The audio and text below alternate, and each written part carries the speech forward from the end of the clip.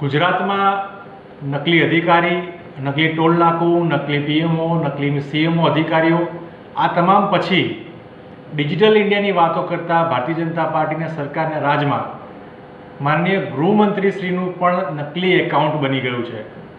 Cyber છેતરપિંડીના ગુનાઓમાં Gujarat સમગ્ર દેશમાં 3જા ક્રમાંકે આવ્યું છે. જે પ્રકારે આંકડા સરકારના જોઈએ તેમાં વર્ષ 2023માં જ 1,21,701 જેટલી આર્થિક છેતરપિંડી એટલે કે સાયબર ક્રાઇમની ગુનાઓ એ ગુજરાતમાં નોંધાયા છે, જેના કારણે ગુજરાતીઓના 650 કરોડ રૂપિયા લૂંટાઈ ગયા છે.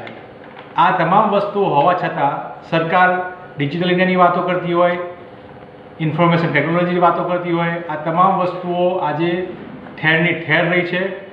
નકલી અધિકારીઓ જેમ છાટકા બન્યા હોય એમ સાયબર ગઠિયાઓ આજે છાટકા બન્યા છે અને ગુજરાતીઓને ભોગ બનાવી રહ્યા છે.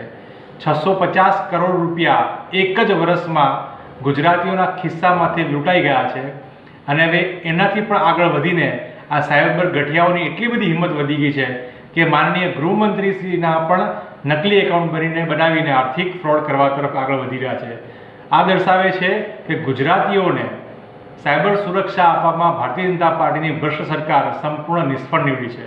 કોંગ્રેસ પક્ષ માંગ કરે છે કે સત્વરે આ સાયબર સુરક્ષા કામગીરી માટે સરકાર જાગૃત બને, જાગૃત કાર્યક્રમો કરે અને જે પ્રકારે આ સાયબર ગુનાઓ વધી રહ્યા છે એને કાબૂમાં લેવા માટે ત્વરિત પગલાં લે.